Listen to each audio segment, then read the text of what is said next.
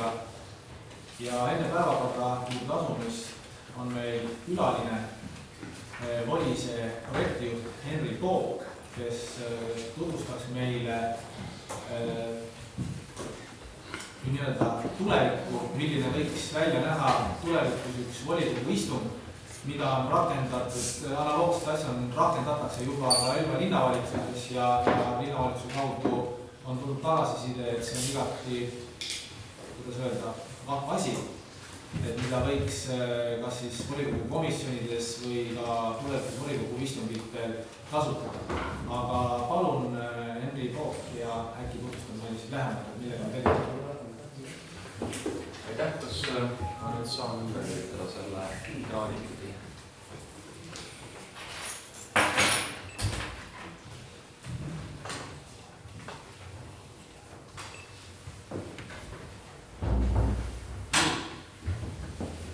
Tänan, Henri Pook mina ja mul on tõesti väga hea meel olla lõpuks ometi volikogu ees. Elva on nimelt olnud väga juba üsna pikaajaline Volise kasutaja, alustades siis kaasavast eelarvest, kus peale Tartu te olite teised. Ma tõenäoliselt panin praegu Tartu, et hakkab kohe aktiivne hääletus. Ja pärast seda siis võttis linnavalitsus asjast kinni ja hakkas Volist proovima siis ka oma koosolekute jaoks, kuidas seda teha on. Ning tegelikult Elva linnavalitsuse kogemus on olnud Volises päris mitmed ka uued mõtted, mida on vaikselt ka teoks tehtud, et see asi veelgi toredam oleks.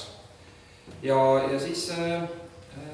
siis lõpuks tuligi linnavalitsus minu poole ettepanekuga, et kuulge, et kui me juba niikuinii maksame Volise eest, siis miks mitte jõuda ka siis lõpuks ka volikogu poole peale ja proovida siis ka volikoguni kas siis suuremal või väiksemal määral Volise kasutamisega jõuda, sellepärast et sellel on mõned plussid selgelt olemas, mida see annaks.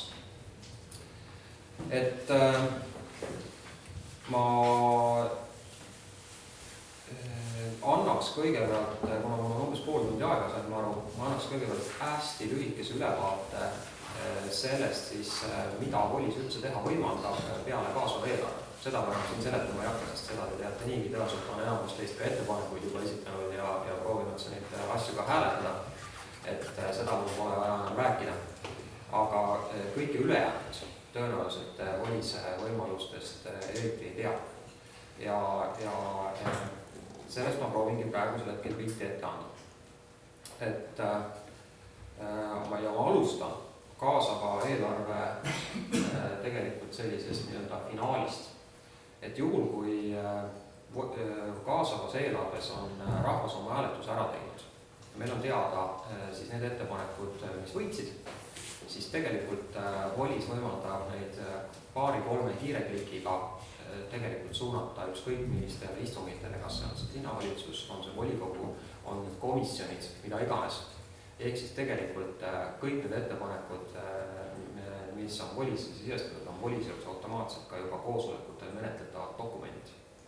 Ja saab siis teha ka tegelikult täiesti lõpphääletust, ehk siis kas siis eelarvevahendid eraldatakse peale või mitte, saab teha juba tegelikult väga lihtsalt, ei peagi eriti midagi modifitseerima, vaid suunadki asjad kohe koosolekule ära. Nii et see on nagu selline mõnes mõttes ka järg. Et see võimaldab tegelikult seda, et oletame, et rahva poolt on mingisugune eelnõu üles tõstetud, siis see võimaldabki tegelikult seda, et kodaniku algatus jõuab tegelikult alates avalikult hääletuselt, kommenteerimisest kuni selline välja, et lõpuks ta jõuab siis otsustusorganisse menetlusse, läbib seal parandusettepanekud, vahehääletused kuni lõpliku kinnitamiseni välja ja see kõik on avalik, algusest valik. Ja see kõik on ka paberivaba algusest saadik. Et ehk siis nagu terve menetluskäik, mis võimaldab tegelikult rahvast hoida kursis, mis siis minu ettepanekutega sai, mis siis nagu juhtus. Aga kui me nüüd jätame kaasava eelarve sinna paika, siis siiski praegusel hetkel enamus asju volikogude istungitesse tulevad siis dokumentidena, mis on sisestatud siis kellegi poolt. On see sekretär või on see fraktsioon, kes esitab omapoolsed ettepanekud.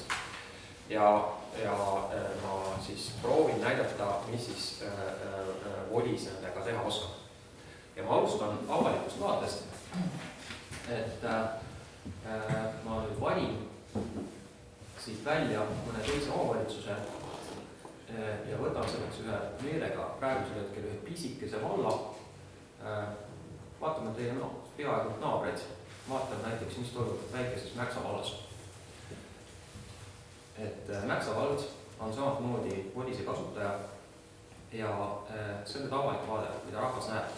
Ja nagu näha, on ta teinud juba päris palju istungeid siin. Vaatame, mida ja kuidas siis pisikene Mäksa vald on, kuidas tema on volist rakendatud.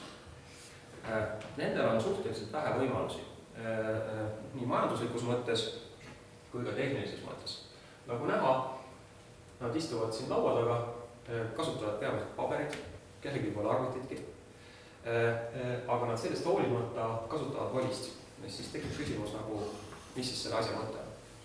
Aga mõte on selles, et sekretär, kes seda istungit juhib, siis selle istungi ajal siis on avalikkusele ja ka volikogu liikmetele sealt taga seina peal on näha selline valge ekraan, tegelikult on see pilt.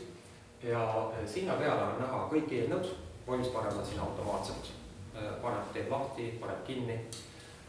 Hääletustulemuse sisestab küll sekretär inimeste käe tõstmise järgi, aga see on ikkagi päris kiire ja see hääletustulemus on koheselt graafiliselt siis vastuvõetud eelnõude juures näha. See on koheselt neil ka seina peal näha kinnituseks, et nad nii-öelda õigesti hääletasid, et tulemus on korrektne. Ja mis on siis veel üks boonus, mida nad saavad, käin see natukene allapoole, siis vaadake, siin on istungi protokoll. Ja kogu see protokoll selle istungi kohta, mis neil on toimunud, nii naljakas kui suga ei ole, selle on kirjutanud tarkvara, mitte sekretär. Ehk siis volises kirjutab istungi protokolli sekretäri eest tarkvara ise ära. Absoluutselt kõik. Ehk siis päevakorrapunktid, eelnõude pealkirjad, kellaajad, millal midagi alustati, mille juurde mindi, millal hääletused algasid, hääletused lõppesid, volis arvutab ise hääletustulemused välja, volis sõnavõtud algused, lõpud. Ühesõnaga, volis teeb väga palju sekretäri eest nagu tööd ära ja ta teeb seda reaalajas, samal ajal istung käib. Ja see annab siis tegelikult inimestele, kes istungit vaatavad või seda hiljem tagantjärgi vaatavad, annab nagu täieliku pildi. Nad näevad videosalvestist, nad näevad protokolli, saad võrrelda protokollis konkreetset ajahetke, videosalvestisi konkreetse ajahetkega.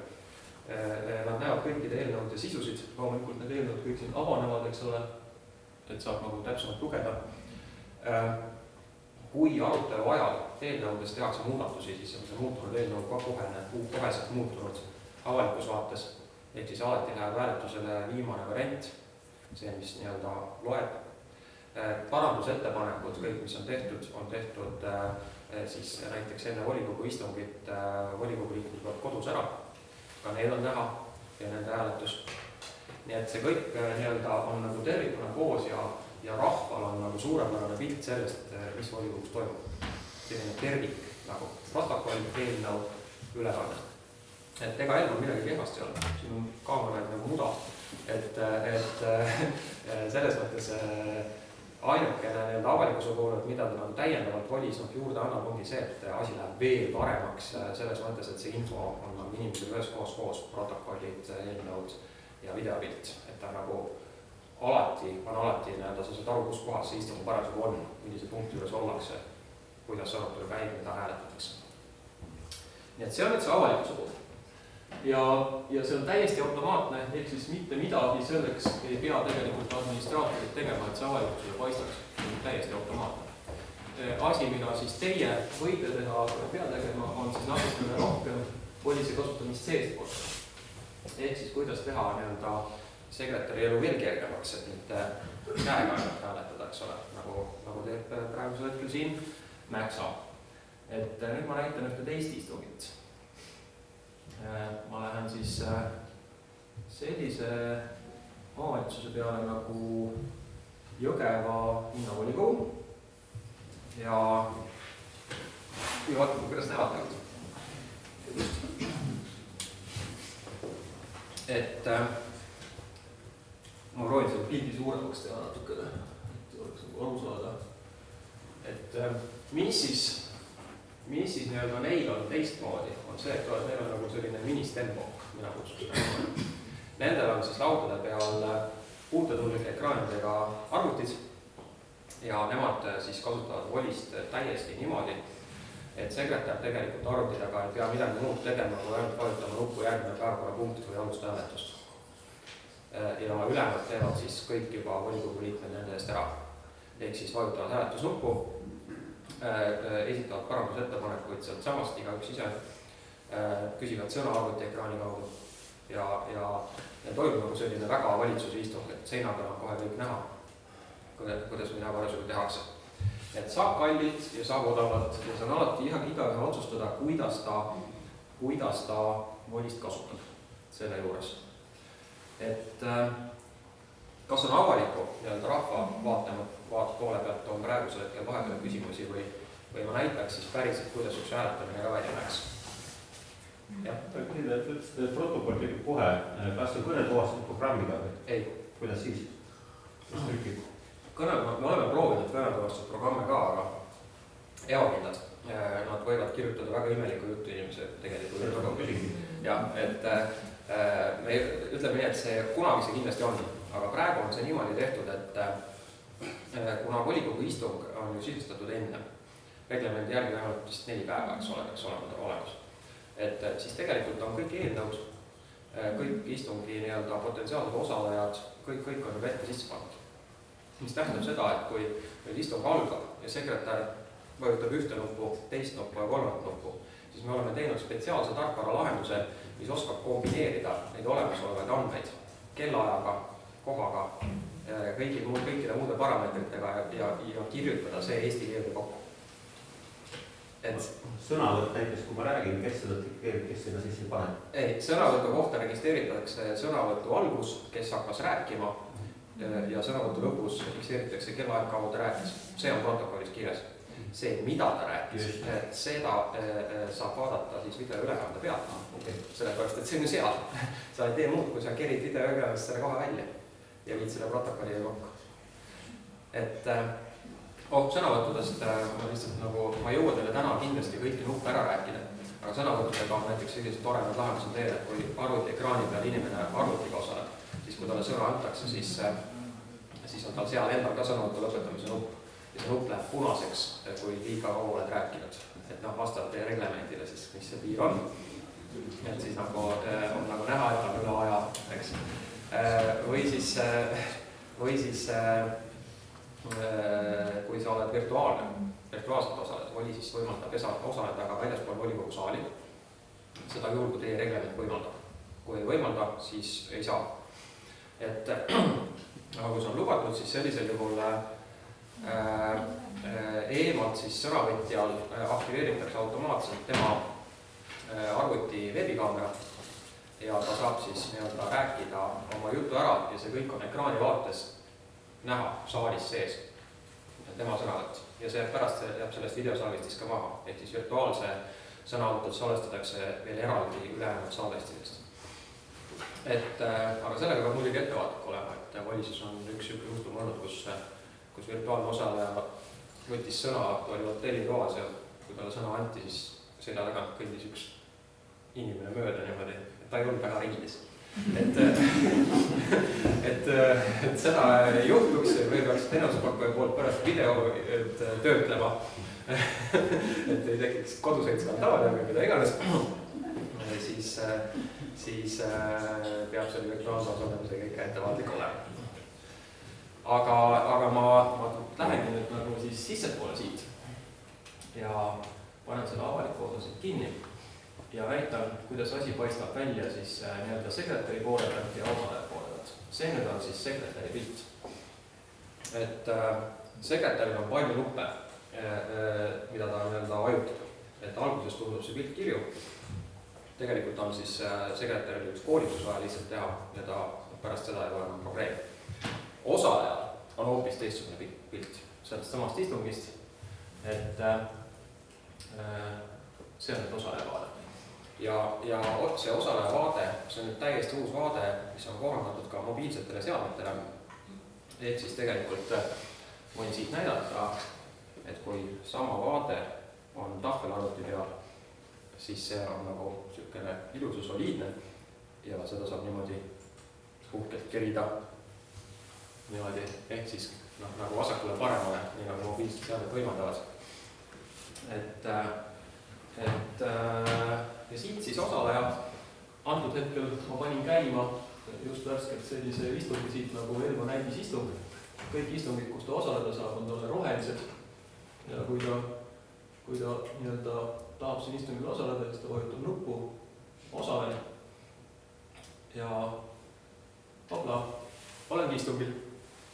Et antud hetkel käib siin kohaloleku kontroll ja küsitaksegi inimese käest kohe, et kuidas te tahate osaleda nüüd, kas te olete saalis, osalete elektroonselt, olete eemal, osalete virtuaalselt.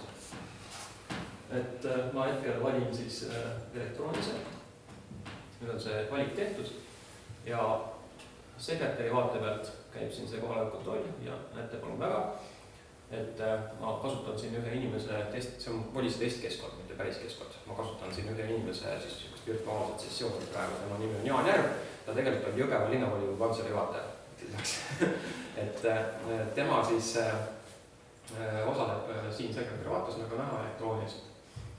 Ja ma ise olen ka praegu sekretärina, ma olen selle grupi liige ja siin ka see on näha, et ma osalen elektrooniliselt.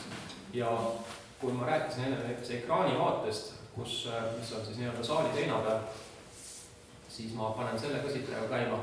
See on see pilt tegelikult, mis on nagu saalis seina peal, kus kõik asjad ise avanevad ja lähevad kinni. Ja antud hetkel on näha, et siin jääb kohaloleku kontroll ja on näha, et Jaan Järv ja Henri Kook on siin juba elektrooniliselt sees. Et ehk siis tegelikult, mida tavaliselt tehakse, on see, et pannakse 10 minutit enne istungi algust juba see käima. Kõik tulevad, ma ei tea, kas teil paberileht käis ringi, kus te panite ennast kirja, teil vist ei ole seda. Aga tavaline on siis see, et kes arvutiga tulevad osalema, need panevad ennast nii-öelda ise, tulevad istungil osalema. Need inimesed, kes tulevad siis, kel ei ole arvutit, need siis märgib sekretär siia sisse, lihtsalt, et tuleb osalema. Et ma panengi siin praegu paar inimest veel sellele näidiskoosolekule ja panen nad füüsiliselt. Võtame siit, ta vali kõik, tulen füüsiliselt siia sisse ja panen paar tükki ka puudujaks, lihtsalt näitamise pärast. Ja lõpetan selle kontrolli. Et nüüd on sekretäril, käisin ennem Elva ääres ujumus ja vist see on ikkagi välja et siis nüüd on see kohaloleku kontroll lõppenud ja kui ennem oli küsimus, mis protokoll teeb, siis vaadake, sekretäri vaates on protokoll ennast juba nii palju kirjutanud. Et toimus kohaloleku kontroll, need inimesed kohal, need puudujad on juba kõige näha. Et ja nüüd on siis mul need inimesed, kellega ma opeleerin, kui keegi nüüd veel ära läheb näiteks. Näiteks inimene lahkus, tõusid püsti, vajutan siia linnukese, lahkus. See on jälle protokollis kohe kellaajaliselt. Kui keegi hilinejatest tuli juurde, siis kõik puudujad on siin. Võtan siit mõne puuduja, valin, kuidas ta osaleb ja panen ta juurde. Ja see inimene istungil ja see kõik on jällegi protokollis. Et siis järgmine asi, mis tavaliselt tehakse, on päevakorra vastuvõtmine. See on siis selline esimene hääletus. Et saab, ma vaatasin, praegu täna te tegelikult päevakorda või te hakkate seda kinnitama. Et tehakse ka tavaliselt seda kahte moodi, et kas hääletatakse, kes on poolt, kes vastu päevakorra poolt või on siis see, et lepitakse kokku, et sobib ja lähme istungi juurde.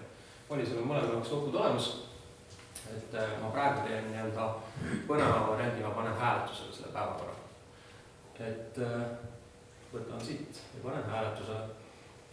ja näete, sain hääletusnupud, kus on kogu päevakord, praegused punktid on nagu kirjas ja siis on mul võimalik ütelda, kas ma seda tahan või ei taha.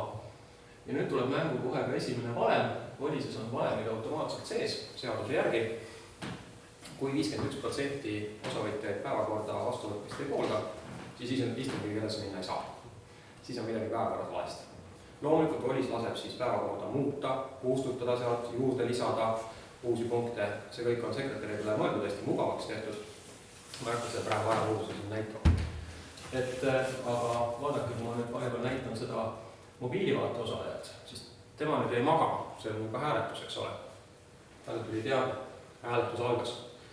See tuli sellepärast, et ta ei olnud 10 sekundi jooksul oma hääletusnuppu veel vajutanud ja mis teeb asja huvitavaks on see, et see teade tuleb tal ükskõik kus kohast ta parasjagu ei oleks internetis surfanud. Et ta näiteks läinud Delfisse uudiseid lugema selle asemel hoopis istungil osaleda, sest sealt ka tiritakse hääletuse peale ära. Et selles mõttes on nagu selle peale mõeldud. Aga nüüd tema hääletab, vajutab siit poolt. Kodus te näete juba sekretärid on siin tema hääletusvalik näha. Ja praegu ma näitan seda ühe arvuti peal. Te võib tunduda, et see toimub minu arvuti sees. Tegelikult ei toimu. Päriselt ka praegu iga hääletus sõidab siit Tallinnasse ja tuleb tagasi, kus server asub. Aga see käib väga kähkuliselt. Nüüd siis, kuidas siis füüsilistega teha, eks ole, ülejäänud kõik nii-öelda käega hääletajad. Tavaliselt volikogu esimees küsib, kes on poolt. Siis märgitakse ära, kes on poolt, oletame, et kõik on poolt, siis küsitakse, kes on vastu, mõni oli vastu ka. Mõne vastu.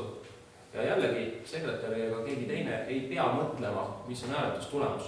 Siin on küll igaks juhuks tehtud need valikud, aga ta ei pea seda valima, vaid vajutab lihtsalt nupule sisesta ja süsteem arutab sekretärile ja volikogule hääletustulemus ise välja.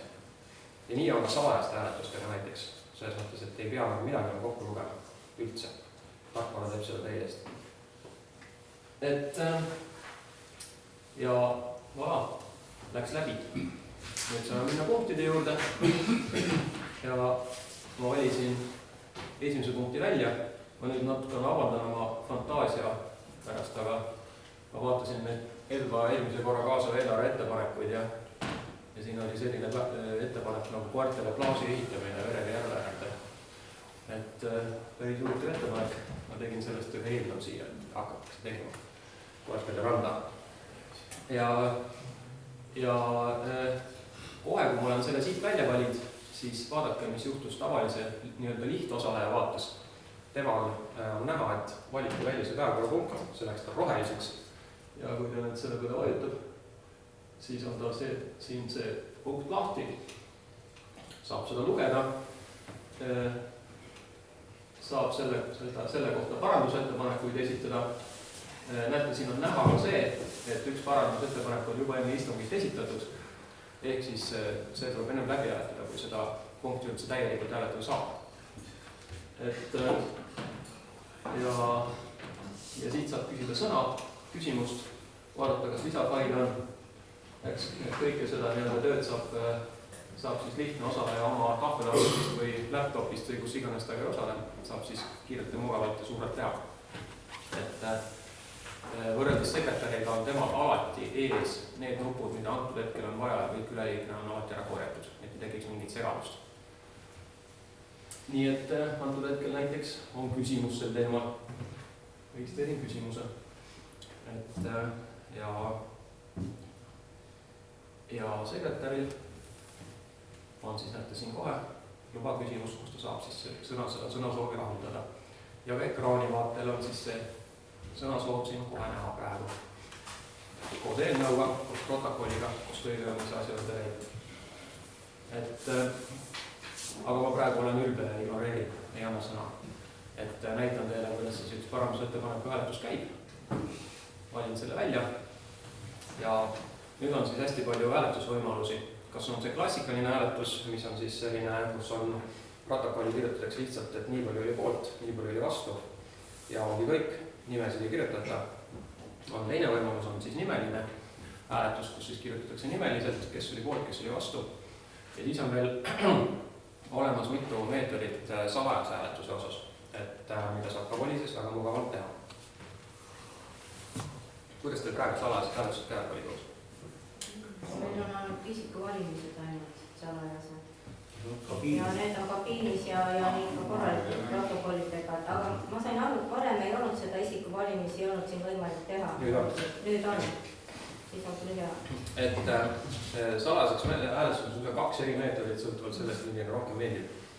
Mõlemad on kõvasti kiiremad kui siis nii-öelda mingi valimiskasti sedelite laskmine ja häältelugemiskomisjoni moodustamine, kes pärast peab üle lugema ja keda kõik vaatavad pärast, et olete ikka kindel, et ühtegi sedelit ei sorkinud ära. Volis pole seda vaja. Kõik on elektrooniline ja väga lihtne, kas on või ei ole. Aga ma praegu panen selle parandusettepaneku näiteks nimelisele hääletusele, kui pärast huvi on, ma võin näidata ka salajast, kuidas käib. Salajaseks peab kõigil olema arvuti ees, eks ole? Ei, kusjuures ei pea. Ühe meetodiga peab, teisega ei pea. Teine on lahendatud just selleks, et ka füüsilised osalejad saaksid kõik oma toimetused tehtud. Et volises igas sammus ei ole mitte kunagi ignoreeritud ilma arvutite kasutajad. Ja see põhjus ei ole mitte kuidagi mingi sotsiaalne, väga lihtne. Isegi Jõgeval, kus on arvutid nina kõigi alati, on alati igal istungil keegi, kellel on ID-kaardi PIN kadunud, kaart vahetanud, maha jäänud, ma ei tea, mida iganes. Et alati on keegi tegelikult füüsiliselt, kes nii-öelda võtab istungist osa. Ja see on paratamatu ja volis on tuunitud nii, et ta alati nendega saaks sama mugavalt ja kiiresti arvestada kui arvutiga osalejatega. Kuidas toimuks valikus, kui nii vabaks on, pole pildi, pole kaart? See on põhimõte ja valimiste ajal oli. Ma vastaks Jarek Kasari sõnadega, need on meie inimesed. Peame nende kõigiga hakkama saama. Valisin praegu nimelise hääletuse ja panen selle parandusettepaneku, millele ma tegin siia enne seda koosolekut üldse. Valin selle välja ja panen selle hääletusele. Ja nüüd on siis näha see nii-öelda täisshow, näete hääletusnupud. Ma olen ka siin grupis lihtsalt praegu sellepärast, mida saan nupud. Tavast kui sekretär loomulikult ei ole grupi liige, sest ta neid nuppe ei saa. Et siin praegu siis on näha, et see istung, see päevakorrapunkt, see parandusettepaneku küsimus, et ei oleks mingit segavust, et ma äkki hääletan vale asja poolt. Asi selgimise kohta nupud käivad. Ma olen oma ettepaneku vastu. Ja näete, see Jaan, kes siit osales siis oma lihtsa vaatega, temal on ka siin nupud, tema on näiteks poolt, et vajutas siia, nii on näha, ta saab oma häält ka muuta, nii kui hääletus on avatud, mis teeb nagu asja veel kõnevamaks. Aga muidugi need muudatused, kus arvutist hääletad, on ilusti seina peal kõigile näha, et kui keegi on häält muudab, siis on see muudatus siin kajastunud. Et seina peal tuleb siis selline väike Riigikogu pilt, et kuidas pilt kokku, nii-öelda hääled kokku tulevad. Ja kõige viimasena siis, kui on arvutiga hääletajad oma toimetuse ära teinud, siis võib sekretär siis sijastada siis füüsilised ja jällegi on mugavam võtta, kas siit ülevalt, kas üksikuna neid noppida, aga mugava ja kiirem valida kõik ära, eks ole, näiteks, ja siis võib siit midagi vastu ära välja noppida ja ma näitan, et kui ma siit nüüd valin siit välja, siis näete minu vastuhääl kohe muutub, kui ma siit mingisuguse valiku tein. Et selles mõttes, et praegu nagu ei ole nagu seda, et sekretär saaks kuidagi arvutiga hääletajat üle rullida, et ei saa. Tema saab muuta ainult füüsilisi isikud. Et kui ma nüüd jällegi valin siit rohkem vastu, see on tulemus põnevam. Ma võtan siit, ma teen vastu pidi, et võtan nii. Et ma võtan siit teda pulga vastu. Nagu pole õrna aimugi üldse, mis see tulemus võib tulla. Mis ta nüüd tuleb? Läheb läbi või mitte? Ei tea. Vaata, mis volis ütleb. Et süsteemil on valemid sees ja näete, protokolli on nüüd ees. Ja nüüd saab lugeda, mis siis selle konkreetne nimeline hääletus tulemus oli. Korraks segan vahel, et meil on 32 minutit läinud, et kas äkki mingid olulis keskenduda küsimustele võib-olla või mingisugust seda ideed, et see mõte, mis volis nagu minu arust hästi hea seda kaastada, me nüüd arutasime ka, et tulime 4 siia, pikalt olen seda juttu tegelikult juba ise nagu kuulanud paar tundi, et mis puudutab nagu volikogu meie seda ruumi nagu siseselt, et võib-olla seda protseduuri siin midagi nagu kiiremaks ja see on tegelikult nagu ilmselt nagu väga nagu mugavamaks, sest hääletada on võimalik ju ikkagi nii elektrooniliselt kui nii-öelda kätt tõstes. Et aga küsimus on selles, mis on nagu minu arust hästi vahva selle asja juures on see, et kui inimene ei ole täna volikogus, näiteks nagu Toomas on täna nagu ära, eks, et tegelikult tal oleks võimalus volikogu istungist osa võtta. Et tal on võimalik hääletada täpselt sellest maailmapunktis, kus ta nagu on, et kui internetiühendus on tal olemas, tal on nutitelefon, tahveltelefon ja nii edasi, et ta saaks volikogu tööst nagu osa võtta.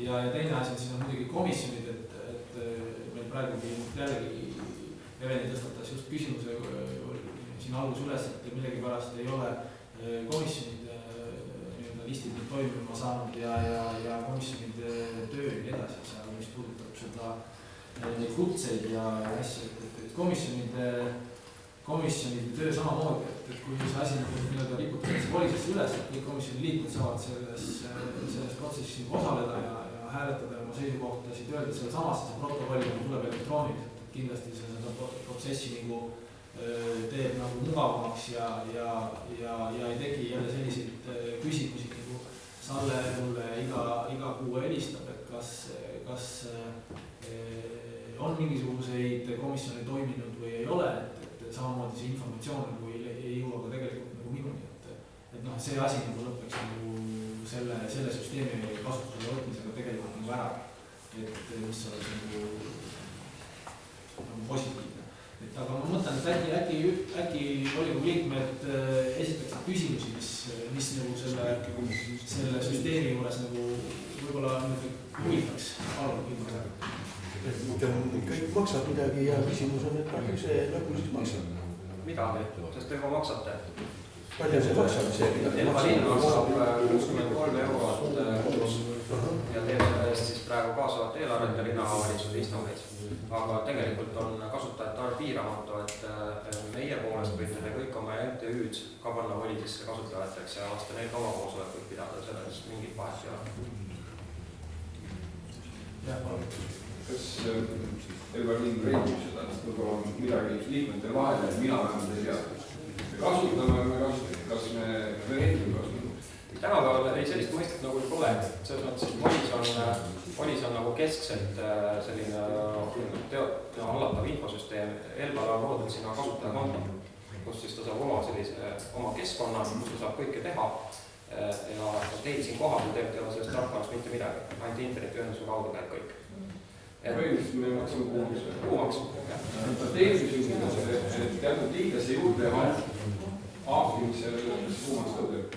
Mis täna kasutab seda linna sekretär, aga seda kasutama komisjoni ja volikogu, et kas see kuumaks tõdeb? Kasutajate arv ei tõsta mitte kuidagi kuumaksu. Üks kulutus, mis tõenäoliselt oleks mõistlik teha, seda ei pea, aga mõistlik on teha üks koolitus volikogule nagu enne kui kasutusele võtta. Et see koolitus on paratamatult tasuline. Aga see oleks just mõistlik, sest väldib palju segadus.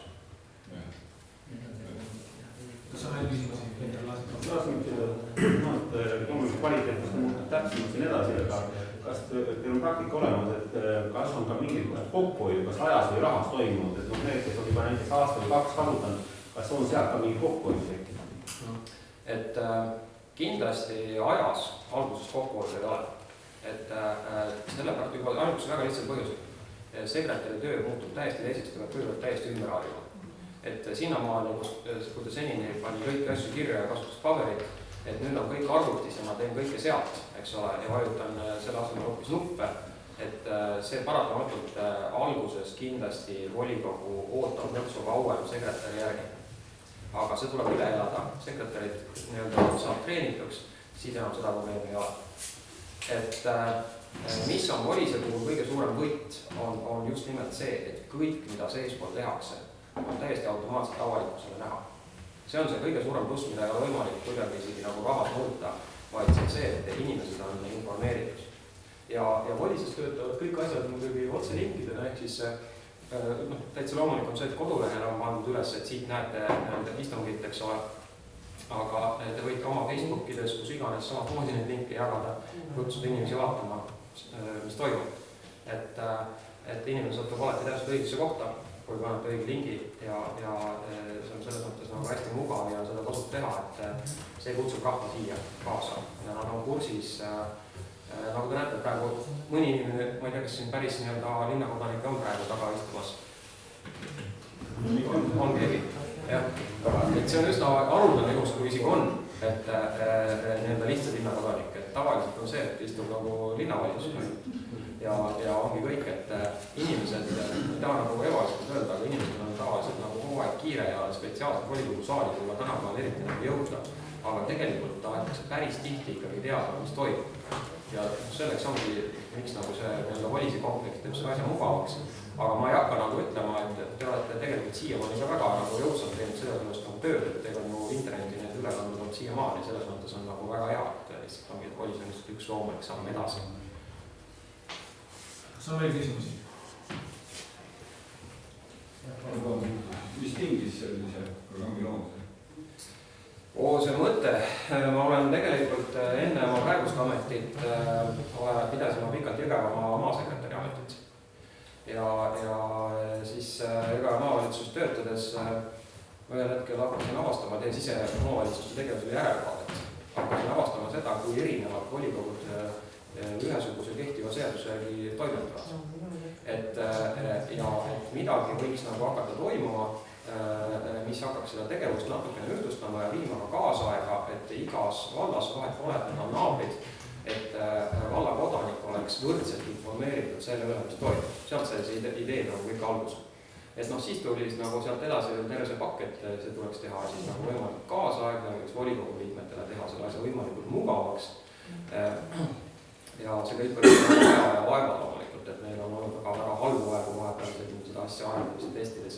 Oleme selle üle elanud, tarkvara algne versioon valmis Euroopa rahadega, nüüd on siis peamiselt Siseministeeriumi finantseerides pluss kasutajad.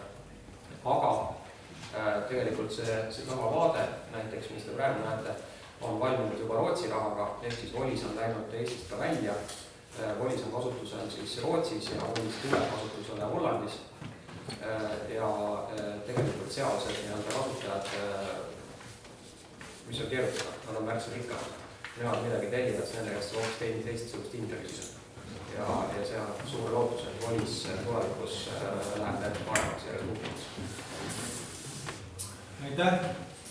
Et võtaks sellega joone alla sellele teemale, et me saime nüüd natuke pikema ettekande kogu sellest teemast ja linnavalitsus on sellega pikalt kokku puutunud, et võib-olla me saame sellest siin kunagi omavalitsus kokku, kas meili teel või arutame seda pikemalt, et mismoodi seda kõige mõistlikum rakendada on. Kindlasti on tegemist igati hea asjaga ja pigem on küsimus selles, et mismoodi seda siis iga kohalik omavalitsus oma süsteemi kõige paremini sobitada saab, et leiame ka nagu vast elvajaks siis sellega kõige sobivama viisi, et kas meile sobib see, mina näen küll selle mingis aspektis väga tugevat eelist, mis on võrreldes sellega, kuidas me täna asja. Kindlasti samm-sammult ja kasutusele, et ei tasu nagu raava kõiki asju korraga kasutada, et just valib endale kõige hetkel kõige vajalikum funktsioon siit ja hakake seda kaudu. Aga suur tänu